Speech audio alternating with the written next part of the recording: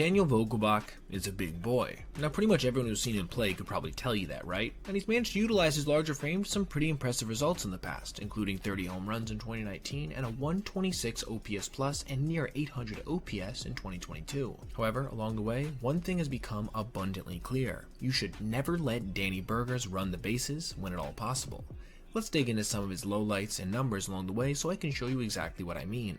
We'll be going in chronological order, starting with the first time he was thrown out at home plate, on this ground ball to short that Bo Bichette had to field and then fire without barely taking a step towards home, still beating Vogelbach by a solid 5 feet or more. Our next two plays would be a little closer, but more so as a product of being slightly off-target throws than any kind of speed from Vogelbach making it close, as his most recently measured sprint speed of 23.9 feet per second would have actually had him tied for the slowest mark in all of baseball had he managed to qualify in 2024. Just look at this play from Odubel Herrera. JT Realmuto had to leap in the air to catch this, and then as he was falling back towards earth, make a desperation tag, and still have time to get Danny upon review. Up next is the first time we see him getting thrown out at second, on a roughly 10 hopper to the wall in right field at Oracle Park, which has a fairly deep right field by the way, when Austin Slater managed to throw him out at second. Here we get a pretty good look at his running speed from point of contact.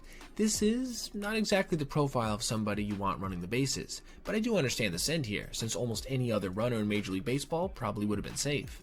We're back to throws to the plate now, as this time it was Seiya Suzuki who managed to get the big boy racing down the line from third on a fly ball to medium right. Even Danny himself, as he started taking off from third base, looked bewildered as to why he was being sent, and I guess for good reason, as the play ended up only being remotely close. Buckle up now, because our final three plays are all times he tried to turn what would have been a routine single for him into a hustle double, and none of them worked out, starting with this play versus his former team the Brewers, when Joey Wiemer took this ball from nearly the wall and right and managed to throw out Danny Burgers handedly. The next play was perhaps even a bit more understandable why he was trying for two, as he managed to hit a fly ball that one bounced the wall and then went over the head of Jordan Walker, who then still somehow had time to make a one-hop throw into second where he beat Vogelbach by so much he literally tried to get into a rundown.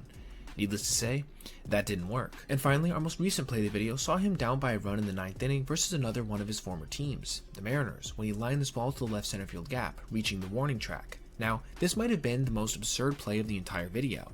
Why? Because the throw didn't even come into second base. It one-hopped the shortstop, J.P. Crawford, who still had time to relay to second to get our titular character in a bang-bang play. After seeing this video, I'm guessing you won't be very surprised by the fact that since his first full season in 2019, Daniel Vogelbach has managed to post a negative 12 runner runs, which is tied for 4th worst in all of Major League Baseball, despite playing far fewer games than most of the players on this list alongside him. Even with all this being said, base running obviously was never a huge aspect of his game anyway, more so to me a fun little quirk worth exploring, so I do hope he's able to recapture some of the magic that he had managed to post either back in 2022 or 2019, so we can get some more burger bombs, even if along with it has to come some of these slow motion looking runs as well.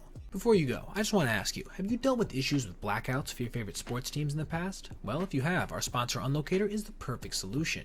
They can help you bypass these restrictions using VPN technology for just under $7 a month. And if you want a software-free plan instead, you can also sign up for their Smart DNS plan, which is just $4 a month.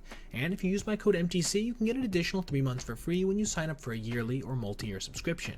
So, if you're having issues with sports blackouts or are just in the market for a kick-ass VPN, consider checking out Unlocator and using my code MTC for an additional 3 free months.